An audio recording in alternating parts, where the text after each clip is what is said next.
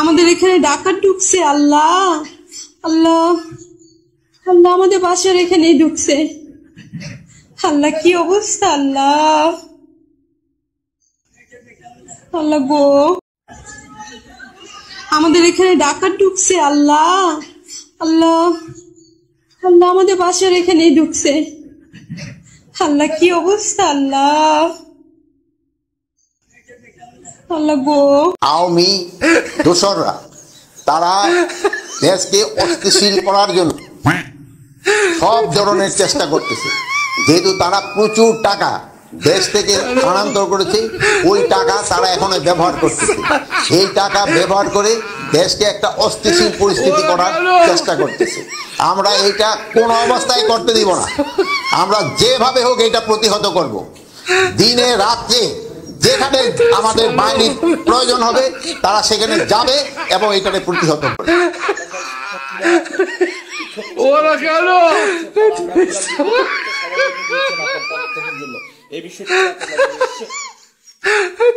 আমার এই পদত্যাগের ব্যাপারে আজকে তো প্রথম, মানে তারা আমার যে কারণে পদত্যাগ করতে বলে ওই কারণগুলি যদি আমি উন্নতি করে দিতে পারি তো তার কোনো পদত্যাগের প্রশ্ন না। তারা চাচ্ছে আইন শৃঙ্খলা পরিস্থিতি উন্নতি।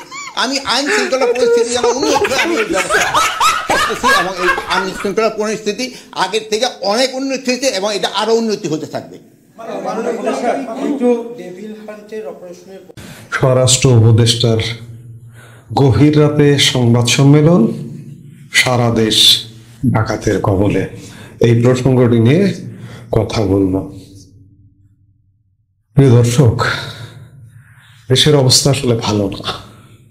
আমি সবসময় এই যে গত 6 মাস 7 মাস যাবৎ বলে আসছি যে দেশের অবস্থা ভালো না। দেশ কাদের খপ্পরে পড়েছে আপনারা অনুমানও করতে পারছেন না, বুঝতেও পারছেন না। আমি যখন সবসময় ভালো না ভালো না বলি তখন কিছু মানুষ, লাল বাহিনীর কিছু মানুষ, লাল বদর বাহিনীর কিছু মানুষ আমাকেই গালিগালাজ করেন যে দেশের অবস্থা ভালো, এই লোকটাই আসলে ভালো না।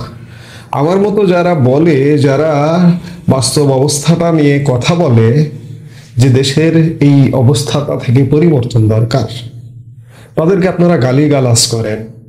কিন্তু এই 7 মাসের মধ্যে আপনাকে যদি কেউ পিস্তল ধরে, কিংবা আপনার এলাকায় ডাকাত পড়ে, কিংবা আপনার আপনজন কেউ ছিনতাইকারীর কবলে পড়ে থাকে, তাহলে আপনি নিশ্চয়ই টের পাচ্ছেন।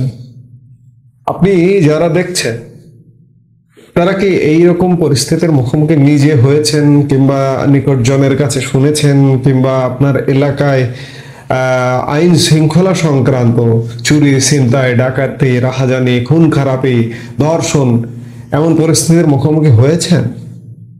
আমার মনে হয় না এই মুহূর্তে, এই 7 মাসে কোনো অঞ্চল বাংলাদেশের বাকি আছে, বাদ আছে। আইন শৃঙ্খলা পরিস্থিতিটা কোথায়?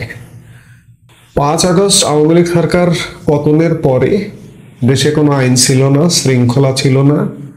বিখ্যাত ইংরেজ দার্শনিক টমাস হবসের যে প্রকৃতির রাজ্য, সেই প্রকৃতির রাজ্যের অবস্থা ছিল। প্রকৃতির রাজ্য মানে সেখানে কোনো শাসন নেই, নিয়ম নেই, কানুন নেই, কেউ কাউকে মানে না, কেউ কাউকে শ্রদ্ধা করে না, কেউ কাউকে সম্মান করে না, যেমন খুশি তেমন চলো সমাজ, এমন একটা সমাজকে প্রকৃতির রাজ্য বলেছেন টমাস হবস। বাংলাদেশের অবস্থা সে সময় তেমন ছিল, মাঝখানে একটু কমলেও কমেনি। এখন তো আরোই কমেনি, এখন তো ভয়ানক অবস্থা। কিন্তু দেখুন, বাংলাদেশের সকল বাহিনী, বেসামরিক বাহিনী কার্যরত আছে। সামরিক বাহিনী ক্যান্টনমেন্ট থেকে বেরিয়ে কাজ করছে, কিন্তু কি হচ্ছে?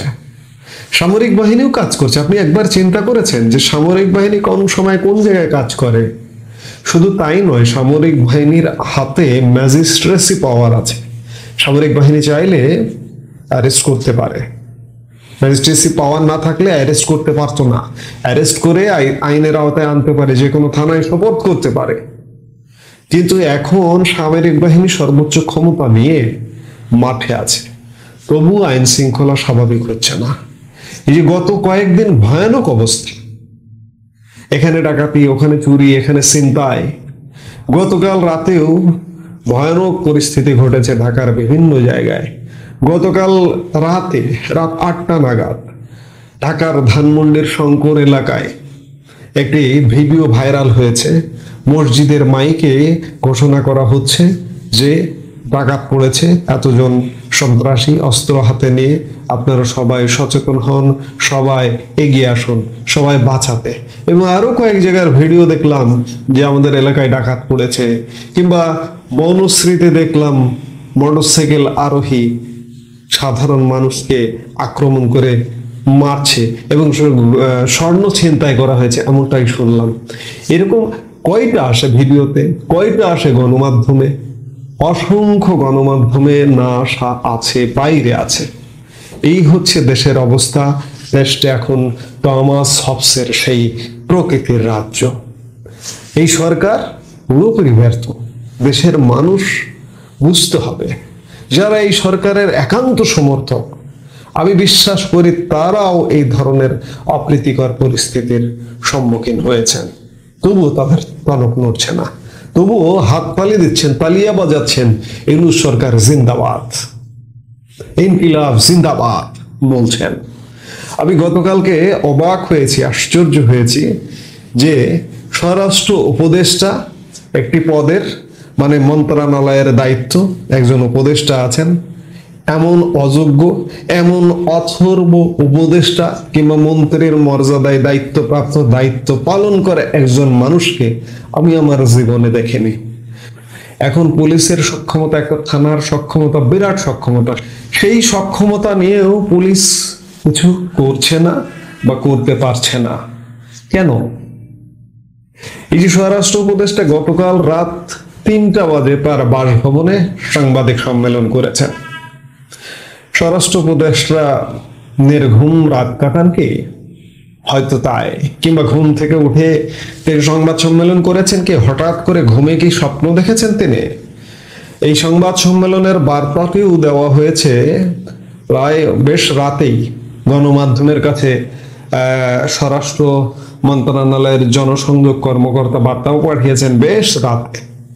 স্বরাষ্ট্র উপদেষ্টা হয়তো ঘুমিয়েছিলেন, মধ্যরাতে ঘুম ভেঙে সংবাদ সম্মেলন করেছেন আইন শৃঙ্খলা পরিস্থিতি নিয়ে এবং আইন শৃঙ্খলা কন্ট্রোলের ব্যাপারে। এবং গতকাল রোববার ঢাকা বিশ্ববিদ্যালয় সহ বিভিন্ন স্থানে এই স্বরাষ্ট্র উপদেষ্টার পদত্যাগের দাবিতে আন্দোলন হয়েছে, মিছিল হয়েছে। তারই প্রেক্ষিতে তিনি রাতে সংবাদ সম্মেলন করেছেন। তিনি যতই সংবাদ সম্মেলন করুন আর যাই করুন না কেন, আইন শৃঙ্খলা পরিস্থিতি খুব সহসা উন্নতি হবার কোনো সম্ভাবনা আছে বলে দেখছি না। আর সেনাবাহিনী যে কাজটি করছে সেটি রহস্যজনক। সেনাবাহিনী আসলে কি চাইছে? সেনাবাহিনী কি দায়িত্ব নিয়ে দায়িত্ব পালন করছে? কিংবা সেনাবাহিনীর দায়িত্ব কেন?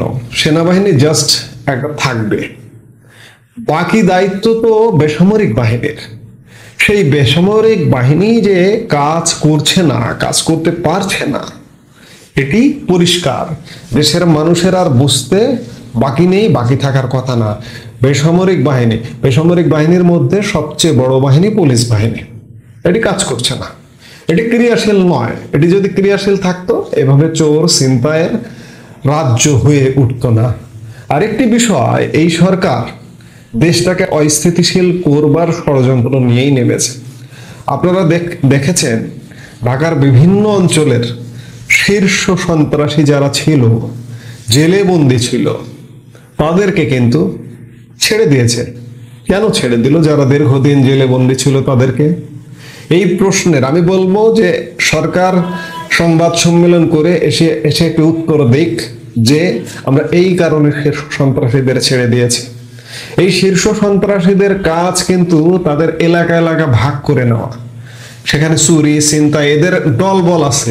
পুলিশ বাহিনীর একটা দলবল যেমন আছে টহল দেওয়া, এ করা সে করা, ঠিক তেমনি এদের ছিনতাই, এদের চুরি, এদের ডাকাতি, এদের একটা করে দল আছে। এই দলের ভাগ পায়, ডাকাত দলের ভাগ পায়, ছিনতাইকারী দলের ভাগ পায়, চুরিকারী দলের ভাগ পায়।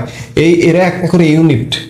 পুলিশের যেমন বিভিন্ন ইউনিট আছে, এই শীর্ষ সন্ত্রাসীদের বিভিন্ন ইউনিট আছে। এই সবগুলো ইউনিটের ভাগ পায় এই শীর্ষ সন্ত্রাসীরা।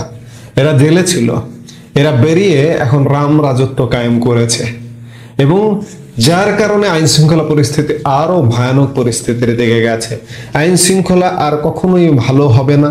আমি বারবার বলি যে দেশের মানুষকে সাবধানে থাকতে হবে, নাগরিকদের সতর্ক থাকতে হবে। এই সরকার, বিশেষ করে ইউনূস সরকারের নিজেদের একটা বিরাট ষড়যন্ত্র আছে এই দেশকে অকার্যকর করা, এই দেশকে ব্যর্থ করে দেওয়া। এই আপনি যদি ষড়যন্ত্র না থাকতো, আপনি দেখেন 7টি মাস হয়ে গেছে। আমি মেনে নিলাম যে সরকার পতনের পর একটা ষড়যন্ত্রের আন্দোলন হয়েছে, আন্দোলনের পরে 1 মাস 2 মাস 3 মাস আইন শৃঙ্খলা পরিস্থিতি স্বাভাবিক হয়নি, হতে সময় লেগেছে। কিন্তু আজকে কি হচ্ছে? আজকে 7 মাসে যেটা হচ্ছে না, সেটা কি 7 বছরে হবে? আপনি যদি আশা করেন, সেই আশাটা ভুল করবেন। আপনি যদি ইউনূসপন্থী হন, ইউনূস জিন্দাবাদ যদি বলেন, আপনি বলবো বিবেকহীন। আপনি নিরপেক্ষতার জায়গা থেকে কথা বলছেন না। দেশের অবস্থা ভালো নেই, দেশ ভালো নেই, এটি মানতে হবে। এবং সেনাবাহিনীও রহস্যজনক ভূমিকায় আছে। সেনাবাহিনী কি এজেন্ডা বাস্তবায়ন করতে চাইছে সেটি সেনাবাহিনীই জানে।